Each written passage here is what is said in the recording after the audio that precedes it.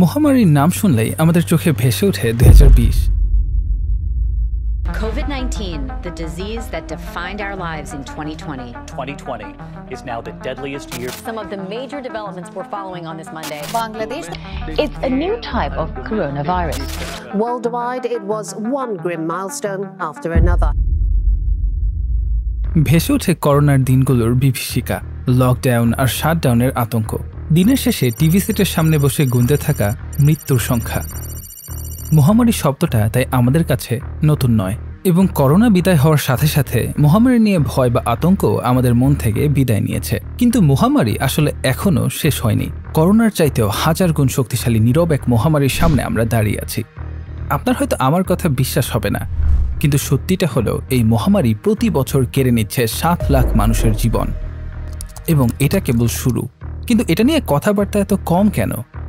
কারণ এর পেছনে জড়িয়ে আছে ভয়ঙ্কর এক ব্যবসার জগৎ, যে ব্যবসার কাছে বন্দী আমি, আপনি, আমরা সবাই। চলুন জেনে নিই আপনার ঘরে বাস করা সেই ভয়ঙ্কর দানবের গল্প। সময়টা 1928 সাল। আলেকজান্ডার ফ্লেমিং দুর্ঘটনাবশত অ্যান্টিবায়োটিক আবিষ্কার করে বসলেন।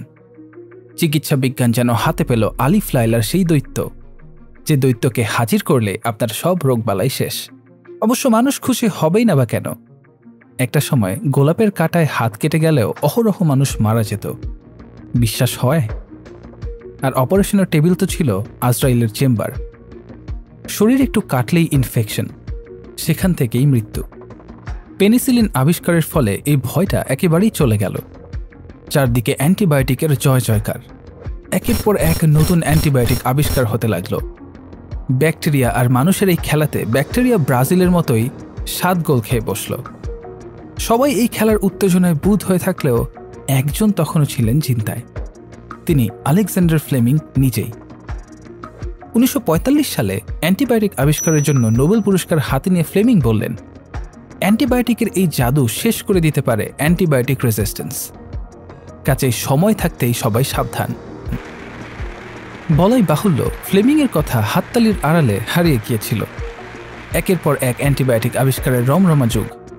মানুষের আর চিন্তা কিসের? কিন্তু মানুষের চিন্তা করা উচিত ছিল। চিন্তা করার অনেক কিছু ছিল। কেন, তার উত্তর পেতে আমরা এখন চলে যাব ঢাকা মেডিকেল কলেজে। তার আগে বলে রাখি, স্পিল দ্য স্টোরিতে সাবস্ক্রাইব করাটা আপনার জন্য হবে বেস্ট স্টোরিফুল। 2019 ঢাকার শিশু হাসপাতাল।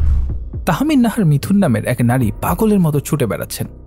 তার 8 বছরের মেয়ের ইউরিন ইনফেকশন হয়েছে। খুবই সাধারণ ব্যাপার, ওষুধ দিলেই সেরে যায়, কিন্তু সারছে না। কেন?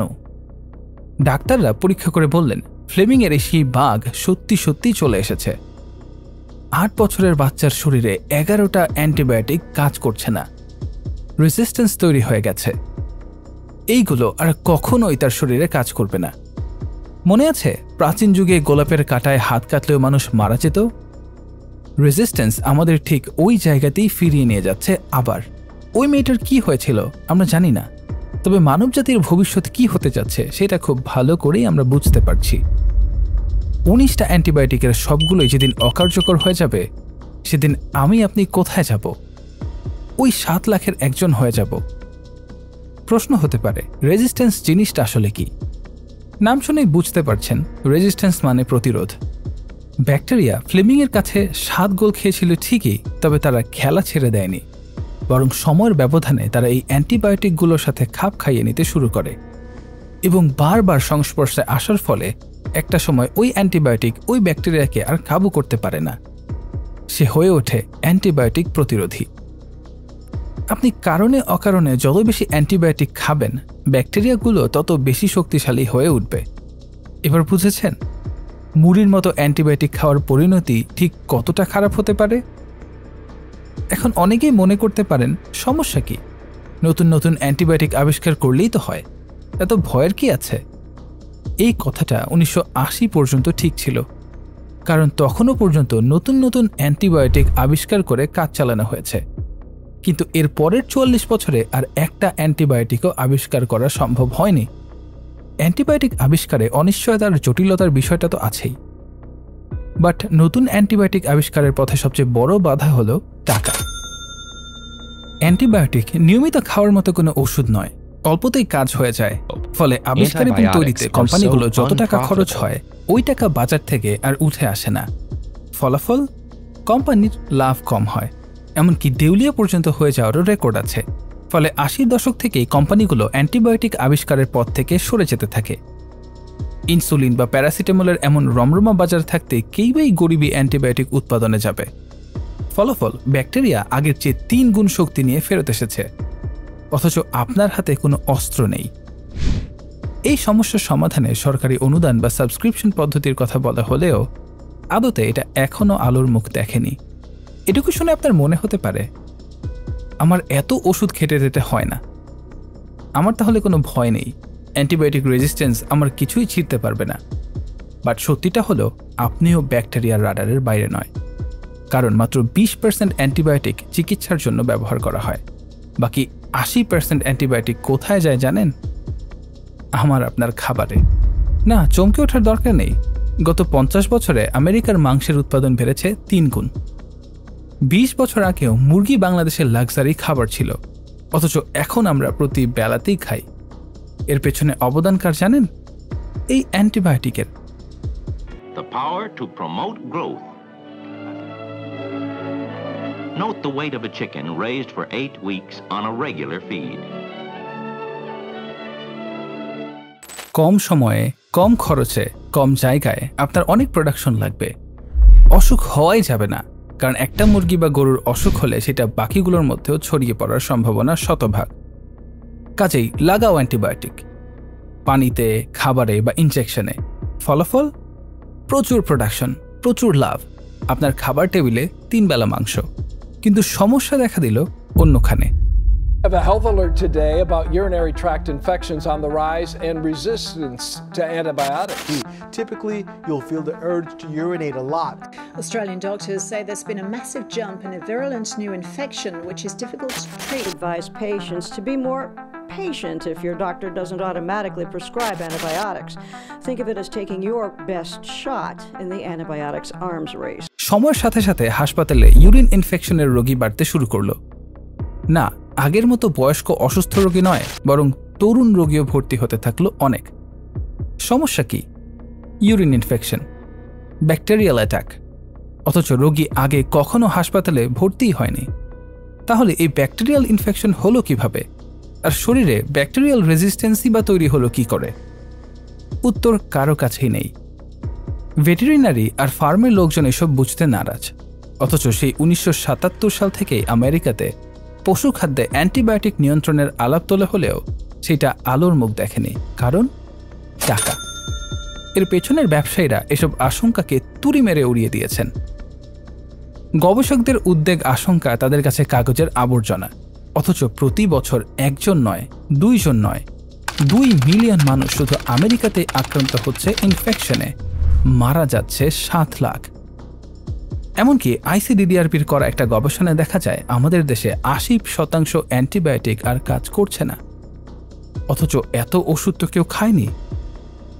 তাহমিদ নাহারের কথাই ধরুন, মাত্র 8 বছরে নিশ্চয়ই 11টা অ্যান্টিবায়োটিক খেয়ে ফেলা সম্ভব নয়। এর অর্থ, আমার আপনার শরীরে অ্যান্টিবায়োটিক শুধু ওষুধের মাধ্যমে ঢুকছে না, বরং অ্যান্টিবায়োটিকে ঢোকার আরও রাস্তা আছে। সবার রক্তচক্ষু উপেক্ষা করে ক্যালিফোর্নিয়া ইউনিভার্সিটির এক গবেষক একবার গবেষণা শুরু করলেন। গবেষণার বিষয় অ্যান্টিবায়োটিক রেজিস্ট্যান্স এবং পশুর খামার। দেখা গেল পশু খাদ্যের কারখানার আশেপাশে থাকা লোকজনের ইনফেকশন হয় 38% বেশি। পশু খাদ্যে কি ব্যবহার করা হয় মনে আছে তো? অ্যান্টিবায়োটিক। এরপর আমেরিকার কিছু গবেষক আরও স্পেসিফিক একটা গবেষণা চালান। সুপার শপ থেকে টার্কির মাংস নিয়ে ল্যাবে টেস্ট করেন। ওখানে যে উৎসের ব্যাকটেরিয়া পাওয়া যায়, অনেক রোগীর ব্যাকটেরিয়ার উৎসের সাথে সেটা মিলেও যায়। ফলে মুরগি বা টার্কির মাংস থেকে ব্যাকটেরিয়াল রেজিস্ট্যান্স মানুষের দেহে যেতে পারে। সন্দেহটা আরও পোক্ত হয়ে ওঠে। কাজেই আপনি যখন আয়েশ করে টেবিলে বসে মুরগির রান চাবাচ্ছেন, হতেও পারে এর মাধ্যমেই আপনি আপনার শরীরে ব্যাকটেরিয়া ঢোকার পথ করে দিচ্ছেন। না, আমরা আপনাকে মুরগি বাদ দিয়ে নিরামিষভোজী হতে বলছি না, বরং বলছি মুরগি কেনার আগে চেক করে নিন মুরগিতে কোনো অ্যান্টিবায়োটিক ব্যবহার করা হয়েছে কিনা। অর্গানিক কৃষি আজকাল ভীষণ জনপ্রিয় হতে শুরু করেছে লোকজনের কাছে। দাম যদিও বেশি, তারপরেও প্রয়োজনীয় পরিমাণে কম খান, তবুও নিরাপদ খাদ্য খান। 8 বছরের শিশু যেখানে নিরাপদ নয়, সেখানে আমার আপনার অবস্থা কি হবে ভেবে দেখেছেন কখনো? বিশেষ করে আমাদের মধ্যে যাদের জ্বর সর্দি হলে অ্যান্টিবায়োটিক খাওয়ার অভ্যাস, এই অভ্যাস বন্ধ করতেই হবে, আজকেই করতে হবে। মনে রাখতে হবে, আপনি যত বেশি অ্যান্টিবায়োটিক নেবেন তত বেশি ঝুঁকিতে পড়বেন। ফার্মেসির দোকান থেকে তাই আমরা প্রেসক্রিপশন ছাড়া কখনোই অ্যান্টিবায়োটিক কিনব না। পেনিসিলিন আবিষ্কারের পর ফ্লেমিং বলেছিলেন, আমরা যদি অপ্রয়োজনে অ্যান্টিবায়োটিক ব্যবহার করতে থাকি তাহলে খুব প্রয়োজনের সময় হয়তো আমরা তাদের ব্যবহার করতে পারব না। দুঃখজনক হলেও সত্যি, 40-এর দশকে বলা কথাটা আমাদের চোখের সামনেই সত্যি হয়ে যাচ্ছে। আমরা কিছুই করতে পারছি না। তবে করোনার মতো দানবকে আমরা যেহেতু পরাজিত করতে পেরেছি, সবাই মিলে চেষ্টা করলেও এই ব্যাকটেরিয়ার দৈত্যকেও মোকাবেলা করা সম্ভব। প্রয়োজন একটুখানি সতর্কতার, প্রয়োজন শুধু একটুখানি সচেতনতার। ওষুধ থেকে খাবার টেবিলে একটি সতর্ক পদক্ষেপ যেমন আপনাকে বাঁচিয়ে দিতে পারে, তেমনি একটা অসতর্ক পদক্ষেপ আপনাকে নিয়ে যেতে পারে ব্যাকটেরিয়াল রেসিস্ট্যান্সের ডেথ অফ ভ্যালিতে। এখন সিদ্ধান্ত আপনার।